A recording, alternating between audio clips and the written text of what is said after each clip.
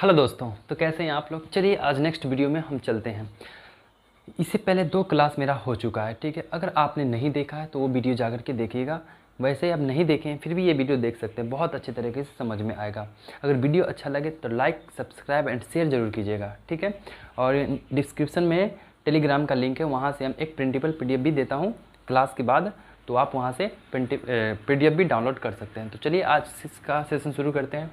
आइए देखिए, 46 नंबर हमारे पास है ब्लैक बुक का पार्ट नंबर बी और B1 से स्टार्ट किया, जो कि इडियम्स एंड फ्रेजेस है। चलिए आगे देखते हैं। अ ग्रे एरिया का क्या मतलब होता है। आपको पता है कि एरिया का मतलब होता है क्षेत्र, एक छोटा सा क्षेत्र, ठीक है, जगह जिसको कह सकते हैं, ठीक है।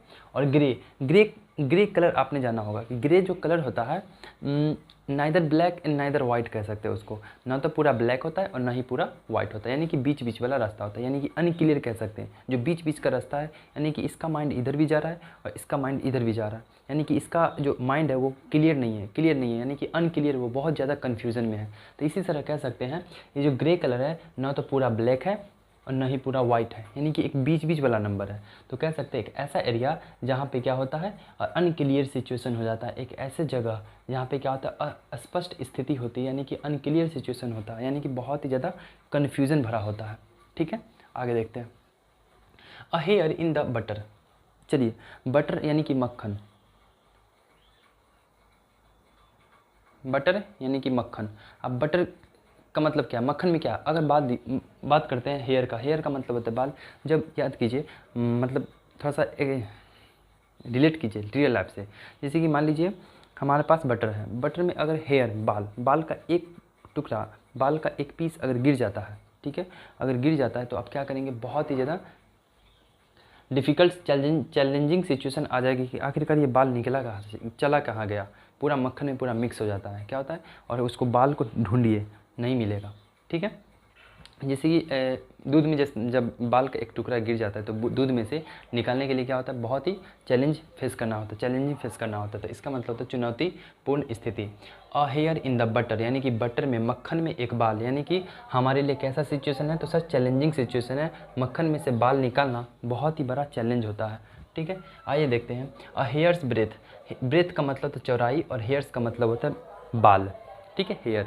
आप एक बात बताइए, एक ये हेयर है, ठीक है, आपके पास भी होगा, उसको एक टच करके देखिए कितना पतला है, यानी कि एकदम वेरी थिन, बहुत ही ज़्यादा पतला है। इसका मतलब ये हुआ कि उसकी चौड़ाई बहुत ही कम है, यानी कि वेरी स्मॉल मार्जिन, बहुत ही छोटा अंतर। किसी भी चीज़ के अंतर अगर बोलता है तो क्या होता है, बहुत ही छोटा अंतर इसको कहते हैं, ठीक है। बहुत ही मार्जिन कम होता है, उसका मार्जिन कम होता है, यानी कि ब्रेथ की हेयर्स की ब्रेथ कैसे क्या होती है, बाल की जो चौड़ाई होती है बहुत ही कम होता है। इसका मतलब होता है स्मॉल मार्जिन, बहुत ही छोटा अंतर, ठीक है। अब यहाँ पे देखेंगे हेयर ब्रेथ एस्केप का मतलब होता है बचना, किसी चीज़ से बच जाना। एस्केप का मतलब होता है भाग जाना, बच जाना, ठीक है। और हेयर ब्रेथ फिर आ गया, हेयर ब्रेथ यहाँ भी समझाया था, अब यहाँ पे भी आ गया। इसका मतलब क्या होता है, हेयर ब्रेथ यानी कि बाल बचना, नैरो स्कोप, बाल बचना। जैसे कि आपके साथ कभी भी इंसिडेंस होते रहता है, मतलब कि हर बार सिचुएशन, जैसे कि मान लीजिए आप बाइक चला रहे हैं, ठीक है। जब आप बाइक चला रहे हैं तो आपके सामने एक ऐसा सिचुएशन आ जाता है, कभी कभी आप गिरने से बच जाते हो। क्या होता है, एकदम गिरने से बच जाते हो। ओह, तो आप लोग क्या बोलते हो, आज तो बाल बच गया यार, नहीं तो गिर जाता, ठीक है, नहीं तो मेरे साथ दुर्घटना हो जाता है या फिर एक्सीडेंट हो जाता है, कुछ भी हो जाता है, भगवान ना करे किसी के साथ हो। बस रियल लाइफ से मैं वर्ड को याद कराने की कोशिश कर रहा हूँ, ठीक है, दिल पे मत लीजिएगा। चलिए आइए, हेयर्स ब्रेथ एस्केप, यानी कि बाल बचना। हेयर एस्केप मतलब छोटा सा अंतर, और एस्केप यानी कि बचना, एकदम छोटे से अंतर से हम आज बच गए। इसका मतलब होता है नैरो एस्केप, बाल बच जाना, ठीक है। अब देखते हैं। A hard nut to crack. एक बात बताइए, क्रैक का मतलब होता है किस, क्रैक का मतलब होता है तोड़ देना, ब्रेक कर देना, ठीक है। हार्ड का मतलब होता है कठोर, और नट का मतलब आपको पता है, नट का मतलब क्या होता है, अखरोट। आपने अखरोट देखा होगा, अखरोट क्या होता है, एकदम कठोर होता है, यानी कि आप कठोर, यानी कि किसी भी अखरोट को तोड़ने में क्या लगता है, हमें एकदम पावर लगता है, शक्ति लगता है, क्या लगता है हम। तो ये इसका मतलब अ टफ सिचुएशन या फिर पर्सन, एक ऐसा पर्सन जिसको क्रैक करना, यानी कि क्रैक करना बहुत ही ज़्यादा कठोर होता है। मान लीजिए एक ऐसा व्यक्ति जो बहुत ही ज़्यादा जिद्दी होता है, आप उसको अगर गुस्सा हो गया तो आप उसको जल्दी मना नहीं सकते हैं। आप मनाइए, फिर वो गुस्सा हो जाएगा और गुस्सा हो जाएगा, उसको आप मना नहीं सकते। एक ऐसा व्यक्ति जिसको मनाना बहुत ही ज़्यादा, अपनी बात मनवाना उससे बहुत ज़्यादा कठिन हो, तो वो क्या हो जाता है, a hard nut to crack person है। कैसा पर्सन है, a hard nut to crack person है, जिसे मनाया नहीं जा सकता, जिसे परसुएड नहीं किया जा सकता है, ठीक है। A hard nut to crack यानी कि एक अखरोट, इससे रिलेट करते हैं। अखरोट को तोड़ना क्या है, बहुत ही मुश्किल है। तो हमारे ज़िंदगी में कैसा सिचुएशन है उस समय, क्या है, तो टफ सिचुएशन है। कैसा सिचुएशन, टफ सिचुएशन, या फिर टफ पर्सन कह सकते हैं, कठिन चुनौती कह सकते हैं। हमारे लिए अखरोट को तोड़ना कैसा सिचुएशन, कैसी परिस्थिति है, तो सर कठिन परिस्थिति है। आइए, अ हॉर्नेट्स नेस्ट, आपको पता है कि नेस्ट का मतलब होता है घोंसला या फिर छाता कह सकते हैं, और हॉर्नेट्स का मतलब होता है मधुमक्खी, मधुमक्खियों का छाता, यानी कि बी हाइव। मैंने पिछले सेशन में, मतलब फर्स्ट वीडियो में बताया था। अब बी हाइव क्या होता है बताइए, अगर इसका आंसर आपको पता है तो कमेंट में ज़रूर बताइएगा। बी हाइव मैं फर्स्ट क्लास में बता चुका हूँ आपको। देखते हैं आप किसको याद है। देखिए, हॉर्नेट का मतलब होता है, हॉर्नेट का मतलब क्या होता है, तो हॉर्नेट का मतलब होता है जहरीली मधुमक्खियाँ, जहरीली मधुमक्खियाँ, यानी कि जहरीली मधुमक्खियों का छाता, जहरीली मधुमक्खियों का छाता। आप यहाँ पे लिख लेंगे जहरीली मधुमक्खी, जहरीली मधुमक्खियों का छाता। अब एक बात बताइए, जहाँ पे जहरीली मधुमक्खी का छाता है, आप उसके लिए क्या हो जाएगा, आपके लिए ट्रबलसम सिचुएशन, यानी कि आपके लिए बहुत ही मुसीबत वाला मामला हो जाता है।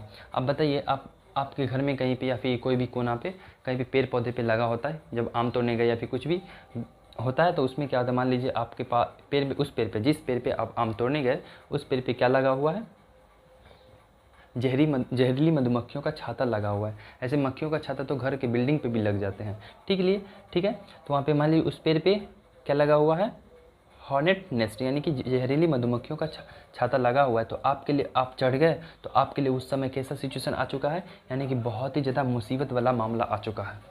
आप वहाँ के लिए बहुत ही कठिनाई होने वाला है आपको। हॉट पोटैटो, हॉट का मतलब क्या होता है, हॉट का मतलब होता है पोटैटो। हॉट का मतलब क्या होता है, हॉट का मतलब होता है गर्म, और पोटैटो का मतलब होता है आलू। देखिए, आलू जब बॉयल होता है तो उस समय वो बहुत गर्म होता है। क्या होता है, हॉट पोटैटो, यानी कि गर्म आलू। आप गर्म आलू रखेंगे तो बहुत ज़्यादा हीट होता है, वो क्या बहुत ही ज़्यादा गर्म होता है, ठीक है। तो उसको आप टच नहीं कर सकते, उसको होल्ड नहीं कर सकते, यानी कि वो आपके लिए क्या हो जाएगा, बहुत ही हॉट पोटैटो। तो हॉट पोटैटो का मतलब गर्म आलू कोई पकड़ना नहीं चाहता है। क्या होता है, गर्म आलू कोई पकड़ना नहीं चाहता है, क्योंकि वो गर्म होता है, बहुत ही ज़्यादा गर्म होता है, ठीक है, वेरी हीट होता है, वेरी हॉट होता है। तो यहाँ पे देखिए, इसका मतलब होता है कंट्रोवर्शियल इशू। जैसे कंट्रोवर्शियल इशू का मतलब होता है एक ऐसा इशू, एक ऐसा बातचीत जो हर चीज़ में लड़ाई झगड़ा जिसको कह सकते हैं, कंट्रोवर्शियल इशू। इस टॉपिक में मान लीजिए कोई एक टॉपिक है, इसके बारे में ये कुछ बोल दिया और इसके बारे में ये कुछ बोल दिया। अगर बीच में आप बोलिएगा तो ये आप दोनों के बारे में बोले तो ये दोनों आपके बारे में भी बोलने लगेंगे। एक तरफ से क्या होता है, कंट्रोवर्शियल इशू हो जाता है, यानी कि उसके बीच का जो एक दूसरे को, देहाती भाषा में कहते हैं, एक दूसरे को गाली देना, ठीक है। हॉट पोटैटो, तो हॉट पोटैटो गर्म आलू, ऐसे याद रखेंगे। हॉट पोटैटो यानी कि गर्म आलू, गर्म आलू कोई नहीं पकड़ता, इसका मतलब होता है गर्म आलू को नहीं पकड़ता, इसका मतलब कंट्रोवर्शियल इशू, यानी कंट्रोवर्शियल इशू के बीच में कोई नहीं पड़ना चाहता है, ठीक है। हाउस ऑफ कार्ड्स, कार्ड्स में आपको पता होगा कि इसका मतलब ताश होता है, ताश। कार्ड का मतलब पत्ता, ताश कह सकते हैं, वही 1 2 3 4 इक्का बादशाह, ठीक है, वही कार्ड। अब एक बात बताइए, अगर मैं आपको ताश का घर दे दूँ, हाउस का मतलब होगा कार्ड्स का घर, तो एक बात बताइए, आप ताश के घर में रहेंगे, नहीं रहेंगे। क्यों नहीं रहेंगे, क्योंकि बहुत ही ज़्यादा क्या होता है, फ्रजाइल होते हैं, बहुत ही ज़्यादा वीक स्ट्रक्चर होता है। आप लोग किसके घर में रहते हो, सरिया के, यानी कि छड़, सीमेंट, बालू। लेकिन आपको अगर कोई बोल दे भाई पत्ते के घर में रहो, किसके घर में, पत्ते के घर में रहो, तब पत्ते के घर में तो आप रहेंगे नहीं। क्यों, क्योंकि वो फ्रजाइल होता है, कब टूट जाएगा क्या पता, बहुत ही उसका स्ट्रक्चर जो होता है बहुत ही वीक होता है, ठीक है। The weak, the house of cards. देखिए, a kick in the teeth, a kick in the teeth क्या होता है, यानी कि ग्रेट डिसअपॉइंटेड। एक वर्ड आया था पिछले सेशन में, एक वर्ड आया था, क्या आया था, याद है आपको, बताइए क्या है, बताइए जल्दी कमेंट में लिखिए। इसी डिसअपॉइंटेड सिचुएशन और डिसअपॉइंटमेंट पे एक वर्ड आया था, क्या था, जिसका मतलब होता है निराशाजनक स्थिति। क्या होता है, निराशाजनक स्थिति। क्या आया था, अ डैम्प स्क्वायर, क्या था, और डैम्प स्क्वायर। जब आप पटाखा को छोड़ते हैं दिवाली में, ठीक है, और आपका फटाका क्या होता है, फुस करके रह जाता है, यानी कि आवाज़ नहीं करता, प्रॉपर तरीके से फूटता नहीं है। तो आप दिवाली में हर कोई आसपास होता है ना, तो आप वो जो पड़ोसी लोग हैं आपको देख कर के क्या होने लगते हैं, हंसने लगते हैं, यानी कि आपको वहाँ पे बेइज्जती हो जाता है सबके सामने। बताए थे पिछले सेशन में, कमेंट करके बताइए किसने किसने पढ़ा है। अ kick in the teeth, a kick in the teeth, teeth का मतलब दांत और किक का मतलब लात मारना। अगर मान लीजिए आपके दांत पे अगर कोई लात मार दे, अगर दांत पे अगर आपको लात मार दे तो क्या होगा, उस समय क्या होता है, जब आपको कोई दांत पे लात मारता है, यानी कि जब आप खाते पीते रहते हैं और कोई लात मार देते तो क्या होता है, बड़ी असफलता मिलती है कि हम खा नहीं पाए, बड़ी असफलता, यानी कि ग्रेट डिसअपॉइंटेड। इसके लिए एक एग्जाम्पल ले सकते हैं, क्या ले सकते हैं इसके लिए, तो मान लीजिए आपने कोई प्रिपरेशन किया एग्ज़ाम का प्रिपरेशन कर रहे, मान लीजिए 1 नंबर या फिर आधा नंबर से आप रह गए, आपका सिलेक्शन 1 नंबर या फिर आधा नंबर से रह गया, तो वो जो सिचुएशन होता है ना, वो सिचुएशन क्या कहलाता है, अ kick in the teeth, a kick in the teeth होता है, यानी कि एक छोटी सी मार्जिन नंबर से, यानी कि छोटा सा मार्जिन, यानी कि वेरी एस्केप, छोटा सा मार्जिन, तो छोटा सा मार्जिन अ हेयर्स ब्रेथ की वजह से क्या हो गया, मेरा सिलेक्शन नहीं हो पाया, उसी को कहते हैं अ किक इन द, उसी सिचुएशन पे हम क्या बोलते हैं, अ किक इन द टिथ, यानी कि ग्रेट डिसअपॉइंटेड, जब नहीं होगा 1 नंबर से रह गया तो हम क्या हो गया, बहुत बड़ी सफलता मिल चुकी है। अ लेम एक्सक्यूज़, लेम का मतलब क्या होता है, लेम का मतलब होता है जो प्रॉपर तरीके से चल नहीं पाता है, ठीक है, दिव्यांग जिसको कह सकते हैं, ठीक है, दिव्यांग मान लीजिए, दिव्यांग यानी कि जो प्रॉपर तरीके से कोई भी चीज़ को एक्सप्रेस नहीं कर पाया या फिर कुछ नहीं भी नहीं कर पाया। तो एक्सक्यूज़ का मतलब होता है बहाना मारना, बहाना, ठीक है, जैसे कि मान लीजिए आप जैसे कि लेम एक्सक्यूज़, जैसे कि बहाना भी एक प्रॉपर तरीके से अगर कोई बहाना मारे तो इसका मतलब होता है कि हाँ जेन्यून लगना चाहिए। एक ऐसा बहाना आप मारिए, जैसे मान लीजिए आप ऑफिस गए, कल को आपको जॉब लग गया, तो जॉब लगने के बाद आपको ऑफिस जाना पड़ेगा, तो आपका वो, अब जब ऑफिस जाना पड़ेगा तो आप क्या करते हैं, एक्सक्यूज़ ले लेते हैं, क्या करते हैं, मान लीजिए आप एक दिन एब्सेंट हो गए, तो कल होके जाइएगा तो आपको एक्सक्यूज़ देना पड़ेगा, क्या देना पड़ेगा, एक्सक्यूज़ देना पड़ेगा। या तो फिर ऐसे समझ जाइए कि आप एक प्राइवेट कॉर्पोरेट कंपनी में जॉब करते हैं, और कॉर्पोरेट कंपनी में क्या होता है कि मतलब आपको टाइम से आना और टाइम से जाना होता है, टाइम से जाना तो फिक्स है, लेकिन टाइम से आना ये फिक्स नहीं होता है, ठीक है।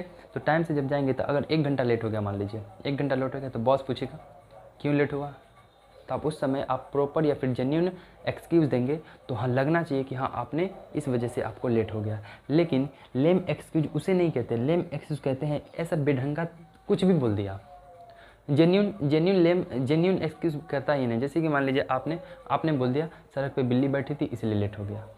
अब एक बात बताओ, सड़क पे बिल्ली बैठ सकती है, नहीं बैठ सकती है, तो सड़क पे कैसे बिल्ली बैठ सकती है, नहीं बैठ सकती है। तो इसलिए कह सकते हैं लेम एक्सक्यूज, यानी कि घिसा पिटा, घटिया बहाना, बहुत ही ज़्यादा घटिया बहाना, यानी कि वीक एक्सप्लेनेशन देना। लेट हो गया यानी कि आप ऑफिस जा रहे थे, आपको ऑफिस में लेट हो गया, आपके बॉस ने पूछा क्यों लेट हुआ, तो आपने क्या कह दिया, कि सड़क पे बिल्ली बैठी हुई थी। तो बॉस ने क्या बोला, बेहूदे इंसान, सड़क पे कहीं बिल्ली बैठता है, इतना घटिया बहाना मारते हो, कभी अच्छे ढंग का बहाना तो मारो।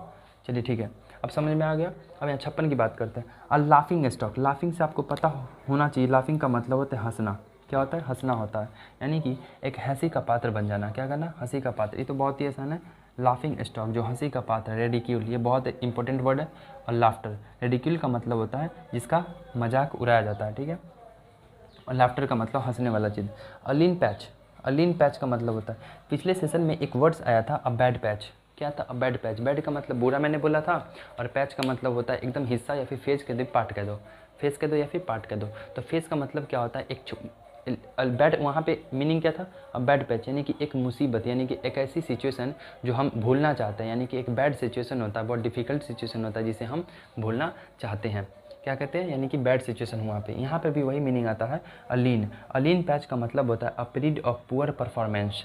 लीन का मतलब होता है कमज़ोर, वीकनेस, वीक, कह सकते हैं वीक, यानी कि मान लीजिए आपने मॉक टेस्ट दिया, ठीक है, आपने मॉक टेस्ट दिया और एक मॉक दिया, 2 मॉक दिया, और उसमें अच्छे नंबर नहीं आ रहे, क्या अच्छे बार मॉक दे रहे हैं लेकिन अच्छे नंबर नहीं आ रहे, क्यों, क्योंकि आप उसे प्रॉपर तरीके से एनालाइज नहीं करते हैं। एनालाइज किए किस पर्टिकुलर पॉइंट पे, किस पर्टिकुलर सब्जेक्ट पे, किस पर्टिकुलर क्वेश्चंस पे आप फंस रहे हैं, कहाँ पे टाइम लग रहा है, उसको प्रॉपर तरीके से एनालाइज कीजिए, तब जाकर के नंबर बढ़ेगा। तो यहाँ पे क्या आ जाएगा, अलीन पैच का मतलब, लीन मतलब कमज़ोर और पैच का मतलब पार्ट, एक कमज़ोर हिस्सा, यानी कि अ पीरियड ऑफ पुअर परफॉर्मेंस, उसको अ बैड पैच से रिलेट कर सकते हैं। अ बैड पैच और लीन पैच, वो दोनों का मीनिंग क्या होता है? असफलताओं का समय, यानी कि आप बार बार एग्जाम में फेल हो रहे हैं तो आपके लिए वो कैसा समय है? तो हो जाएगा अ पीरियड ऑफ पुअर परफॉर्मेंस, आपका परफॉर्मेंस बेस्ट नहीं है। आगे देखते हैं। अ लेफ्ट हैंडेड कॉम्प्लीमेंट, एक होता है राइट हैंडेड कॉम्प्लीमेंट, यानी कि राइट हैंडेड कॉम्प्लीमेंट का मतलब होता है कि आप, जैसे कि आपने कुछ अच्छा काम किया, आपने कुछ अच्छा किया, अगर मुझे वाकई में, अगर रियलिटी में मुझे खुशी हुआ तो हम क्या बोलेंगे? राइट हैंड से हाथ मिलाएंगे, राइट हैंड, यानी कि शाबाश तुमने बहुत अच्छा काम किया, बहुत प्राउड फील करवाया। चलिए ये हो गया, ये डायरेक्ट हो गया। लेकिन अगर कोई ऐसा व्यक्ति होता है वो जो नहीं, आप सक्सेस हो गए, आपको जॉब मिल गया, लेकिन सामने वाला क्या होता है, उसको मान लीजिए मतलब प्रॉपर तरीके से मतलब उसको फील नहीं हुआ, अच्छा नहीं लगा कि आप टॉपर हो गए। आप क्यों टॉपर हो गए? उसको आपकी सफलता अच्छा लगता था, जैसे ही आप टॉपर गए तो उसको जलन फील होने लगा। तो वो क्या काम करेगा? वो अंदर अंदर क्या हो रहा है? जल रहा है, आपसे जल रहा है, लेकिन वो आपको आप दिखाएगा तो नहीं। तो वो क्या काम करेगा? लेफ्ट हैंड बढ़ाएगा, यानी कि लेफ्ट हैंड कॉम्प्लीमेंट देगा, यानी कि आपको लगेगा कि वो प्रशंसा कर रहा है, यानी कि प्रेज़ कर रहा है, ठीक है, अप्रिसिएट कर रहा है आपको कि बहुत अच्छा काम किया, लेकिन उसके दिल में बहुत ही जहर घुला हुआ है, ठीक है। उसका मतलब ये होता है, यानी कि क्या मतलब? यानी कि नकली तारीफ़ करना। क्या करना? नकली तारीफ़ करना। A left handed compliment, a left handed compliment का मतलब होता है बाईं हाथ से क्या कर देना? कॉम्प्लीमेंट, यानी कि प्रेस करना, यानी कि अप्रिसिएट के एम्बिगियस कॉम्प्लीमेंट, यानी कि एम्बिगियस का मतलब होता है अनक्लियर कॉम्प्लीमेंट। अनक्लियर कॉम्प्लीमेंट वो बोलेगा तो पॉजिटिव, लेकिन अंदर से फील होगा निगेटिव। समझ में आ गया? अनक्लियर। देखिए, a leopard can't change in its spots, leopard can't change its spot, इसका मतलब होता है कि एक ऐसा व्यक्ति जिसका हैबिट नहीं जाता और कुछ भी कर लेता, उसका हैबिट जाता ही नहीं है, ठीक है। जैसे कि one can not change true nature, या फिर कह सकते हैं कैरेक्टर। एक ऐसा व्यक्ति जो उसका जो मेन कैरेक्टर होता है, उसका जो मेन हैबिट होता है, वो कभी भी चेंज नहीं होता है। और लियोपार्ड का मतलब क्या होता है बताइए, कमेंट में बताइए लियोपार्ड का मतलब क्या होता है। और कांट चेंज नहीं होता है। स्पॉट का मतलब धब्बा, क्या स्पॉट का मतलब धब्बा। लियोपार्ड का मतलब कह सकते हैं हम चीता, हाँ सर चीता होता है लियोपार्ड का मतलब, ठीक है। लियोपार्ड के बॉडी पे क्या होता है? स्पॉट होता है, स्पॉट। लियोपार्ड के बॉडी पे क्या होता है? स्पॉट होता है, जो कि कभी भी चेंज नहीं होता है। वो स्पॉट है तो स्पॉट हमेशा रहता है। उसी तरह can not change the nature, और लियोपार्ड अपना नेचर कभी भी चेंज नहीं करता है, ठीक है। तो आज कितना हो गया? 59 हो गया। कुछ और वर्ड्स बचे हुए हैं, उसे भी मैं करा देता हूँ, ठीक है। बने रहिएगा हमारे साथ।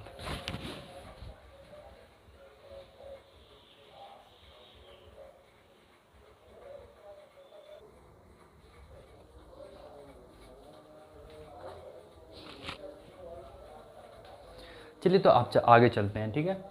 देखिए, a little bird told me, a little bird told me का मतलब क्या होता है?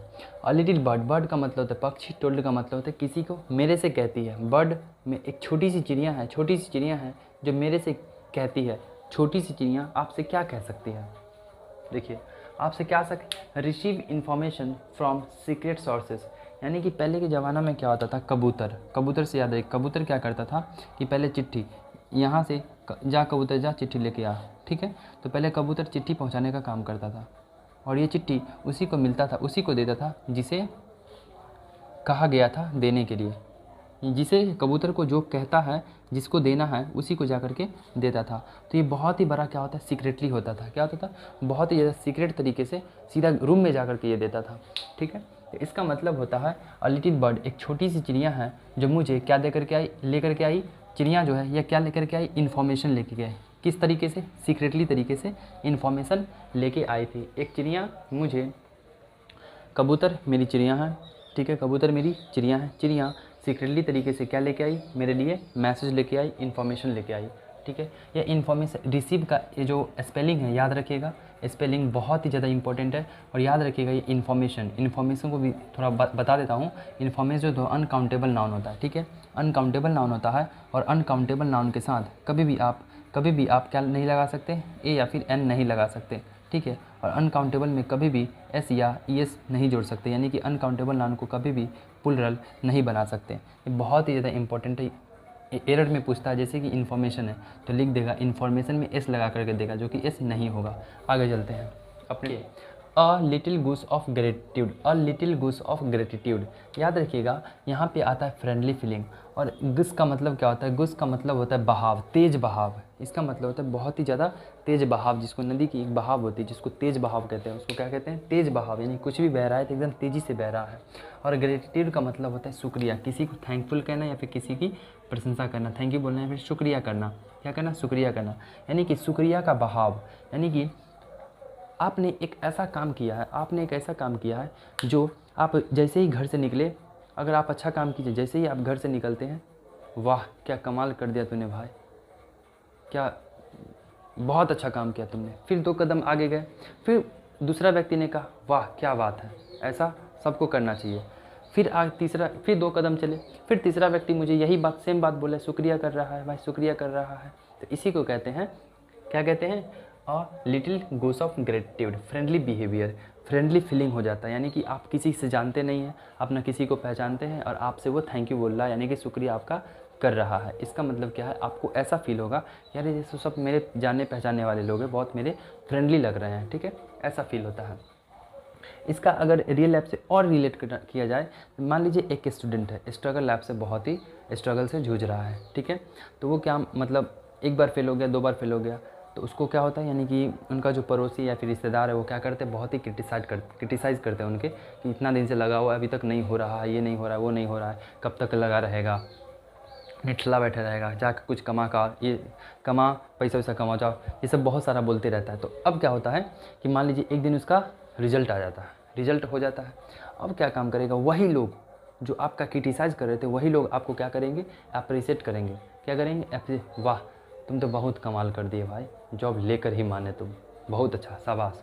यानी कि उस समय क्या होता है, जो पहले हमें क्या लगता है, जो पहले हमें क्रिटिसाइज़ करते थे, जो हमें पहले हमें दुश्मन लगता था, यानी कि हमारा क्या लगता था, हम जिससे नफ़रत करते थे, ठीक है, जो हमसे नफ़रत करते थे वो आज हमें क्या कर रहे हैं, यानी कि अप्रिशिएट कर रहे हैं, वो हमसे आज दोस्ती वाला बिहेव, दोस्ती फ्रेंडली के जैसा बिहेव कर रहे हैं, ठीक है। तो इसका मतलब होता है अनुकूल भावना, यानी कि आपके अनुकूल कोई भी काम हो तो उसे कहता है अनुकूल भावना। देखिए लाइव वायर, वायर से याद रखेंगे, लाइव का मतलब होता है क्या, जिंदा, और वायर का मतलब होता है तार। आप गांव देहात में लोग कहते हैं कि अरे जिंदा तार है, क्या है, जिंदा तार है। क्यों कहते हैं कि जिंदा तार वही होता है जिसमें करंट फॉलो करता है, क्या करंट क्या होता है, एकदम जिसमें करंट रहता है, इसका मतलब होता है जिंदा वायर। और लाइव वायर का मतलब होता है फुल ऑफ एनर्जी, यानी कि उस वायर में एनर्जी की कमी नहीं है, एनर्जी से भरपूर है, क्या है, तो उसी को कह सकते हैं एक ऐसा पर्सन जिसके अंदर एनर्जी भरपूर है, उसे कहते हैं अ लाइव वायर पर्सन, ठीक है। तो यानी कि एनर्जी से भरपूर, मान लीजिए एक वायर है, यहाँ पे एक वायर है, ठीक है, और ये वायर ना तो किसी से कनेक्ट है, बस ऐसे ही पड़ा हुआ है कहीं पे, तो आप इसको छुएगा तो आपको कुछ नहीं पता चलेगा, इससे कुछ नहीं होगा। लेकिन आप एक इलेक्ट्रिक बोर्ड ले लीजिए, इलेक्ट्रिक बोर्ड में एक वायर है जो कि इलेक्ट्रिक बोर्ड से कनेक्टेड है, आप इसको टच कीजिए तो ये इसके अंदर बहुत एनर्जी है, ये आपको जला के राख कर देगी। इसका मतलब होता है लाइव वायर का मतलब होता है फुल ऑफ एनर्जी, जिसके अंदर बहुत ज़्यादा एनर्जी होता है, ठीक है। A long shot, a long shot का मतलब क्या होता है, अ लॉन्ग शॉट का मतलब होता है a little chance of success. चलिए लॉन्ग शॉट का एक क्रिकेट से एग्जांपल देते हैं।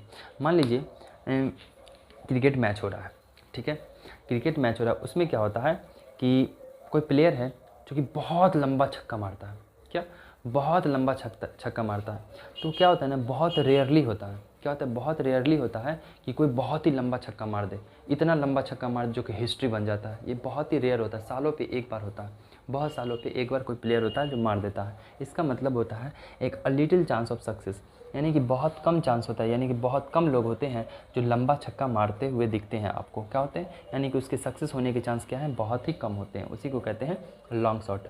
जो ज़्यादा छक्का मार देते तो इतिहास में नाम हो जाता है, यानी कि वो और ज़्यादा सक्सेसफुल बन जाता है। इसका मतलब है a long shot a little chance of success. कोई दिक्कत? इसको एक बार और समझा देता हूँ। लॉन्ग शॉट, जो प्लेयर सबसे ज़्यादा लंबा छक्का मारता है, जो प्लेयर सबसे ज़्यादा लंबा छक्का मारता है तो वो ज़्यादा सक्सेसफुल हो जाता है, इसलिए और लॉन्ग शॉट है क्योंकि ये लॉन्ग शॉट है, बहुत ही कम लोग छक्का मार पाते हैं, यानी कि लंबा लंबा छक्का बहुत कम लोग मार पाते हैं, इसलिए कह सकते हैं। और जो कम लोग मार पाते हैं तो वो सक्सेस भी ज़्यादा होते हैं, इसलिए जो मार देते हैं वो सक्सेस ज़्यादा होते हैं, और जो नहीं मार पाते हैं वो लिटिल चांस ऑफ सक्सेस। किसी की बस की बात नहीं है कि वो लंबा छक्का मार सकता है। आगे देखते हैं, a lot of your plate. मान लीजिए आप गए शादी में, किसी की शादी में गए और आपको प्लेट उठाना होता है और लाइन में लगना होता है, ठीक है। जैसे आप पत्तल लिए, प्लेट ले लिए, ठीक है, आप गए लाइन में लगे के लिए, हर एक आइटम आपको देते जाएगा, ठीक है, हर एक आइटम देते जाएगा।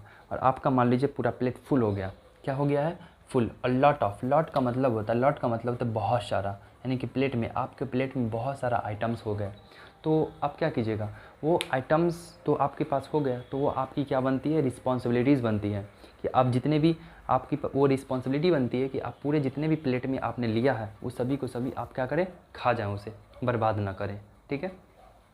तो बर्बाद ना करें, तो इसी से आया है a full of a lot on your plate. और जब भी आप कहीं भोज खाने जाइएगा, कभी भी अगर प्लेट में खाना लेने जाइएगा, तो आपको ये एडियम्स याद रहेगा कि मेनी रिस्पॉन्सिबिलिटीज, मेरे प्लेट में बहुत सारे आइटम्स है और ये सारे आइटम्स को खाना मेरी जिम्मेदारी, मेरी रिस्पॉन्सिबिलिटीज़ है, ठीक है। आगे देखते हैं, अ मैन ऑफ लेटर्स। देखिए, लेटर्स का मतलब होता है किताबें। लेटर्स, किताब में होता है ना बहुत सारे लेटर्स, लेटर लिखा होता है, किताबें। किताबें, एक ऐसा आदमी जो किताबें पढ़ता हो, क्या, जो किताबें पढ़ता हो, जो किताब से रिलेटेड है, तो सीधी सी बात है वो क्या हो जाएगा, स्कॉलर हो जाएगा, यानी कि वो विद्वान हो जाएगा, बहुत ही ज़्यादा पढ़ा लिखा व्यक्ति। A man of letters, letters का मतलब किताबें, यानी कि पढ़ा लिखा। एक ऐसा पढ़ा लिखा व्यक्ति को क्या कहते हैं, विद्वान कहते हैं। A man of means, means का मतलब होता है धन। क्या होता है, मीन्स का मतलब होता है धन होता है। अब एक बात बताइए, एक ऐसा आदमी जिसके पास क्या हो, बहुत ज़्यादा पैसा हो, बहुत ज़्यादा धन है, यानी कि lots of money, lots of money, एक ऐसा व्यक्ति जिसके पास बहुत ज़्यादा पैसा या फिर धन है। A means of spirit, a means of spirit का मतलब क्या होता है, a man of spirit, a man, एक ऐसा आदमी जो क्या हो, स्पिरिट हो। स्पिरिट का मतलब होता है उसके पास हौसला हो, बहुत ही ज़्यादा करेजियस हो, क्या हो, स्पिरिट का मतलब होता है जिंदा दिल व्यक्ति। स्पिरिट का मतलब क्या होता है, जिंदा दिल व्यक्ति हो, जिसके अंदर क्या हो, बहुत ही ज़्यादा ब्रेवरी हो, बहुत ही ज़्यादा चालाक हो। आप कैसे इंसान हैं, आप लिखिएगा, कमेंट करके जवाब दीजिए, आप कैसे इंसान हैं, ब्रेव है या फिर कावर्ड है। ब्रेव है, ब्रेवली इंसान है या फिर कावर्डली इंसान है, लिखिए। अगर कावर्डली इंसान है तो ये नहीं बने रही है, आपको ब्रेव इंसान बनना है, ठीक है। A man of straw. अब ये देखिए, स्ट्रॉ का मतलब होता है सूखी घास। इसका मतलब क्या होता है, सूखी घास, सूखी घास। अ मैन ऑफ सूखी घास, यानी कि सूखी घास के जैसा आदमी। आप एक बात बताइए, जब सूखी घास को पकड़िएगा तो सूखी घास पकड़िएगा ऐसे टूट जाएगा, यानी कि पकड़ते थोड़ा सा प्रेशर डालिएगा वो टूट जाएगा, यानी कि बहुत ही ज़्यादा कमज़ोर है, बहुत ही ज़्यादा कावर्ड है, यानी कि डरपोक है, वो हर चीज़ से डर जाता है। एक ऐसा वीक पर्सन, एक कमज़ोर व्यक्ति को कह सकते हैं अ मैन ऑफ स्ट्रॉ, ठीक है। देखिए, आज कितना हो गया, यानी कि 68। मैं इस 3 दिन में 68 एडियम्स करा चुका हूँ, और इस 68 के 68 एडियम्स आपको मुंह पे याद होंगे, ठीक है, मुंह पे याद होंगे, आप नहीं भूलिएगा। अगर घर पे जा करके बस एक बार, इसको हम कहते हैं वन टाइम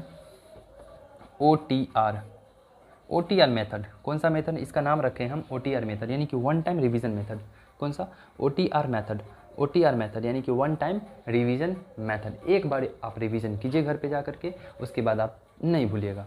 हाँ, एक बात है, जब आप किसी वर्ड्स को देखेंगे तो उस समय आपको याद आएगा कि हाँ मुझे याद है, पहले आपको नहीं पता होगा कि मुझे वर्ड याद है। जैसे ही आपके सामने कोई वर्ड आया, आपके माइंड डायरेक्ट क्लिक करेगा कि अच्छा ये वर्ड का मतलब ये है, तुरंत मीनिंग आ जाएगा, निकल जाएगा, ठीक है। तो अगर वीडियो अच्छा लगे तो लाइक, सब्सक्राइब एंड शेयर जरूर कीजिएगा। अगर इसका PDF चाहिए तो आप मेरे चैनल के डिस्क्रिप्शन में लिंक है, वहाँ पर जाकर के टेलीग्राम लिंक है, वहाँ पर जाकर ज्वाइन कर लीजिएगा, सब्सक्राइब कर लीजिएगा और शेयर कर लीजिएगा, ठीक है। बाय।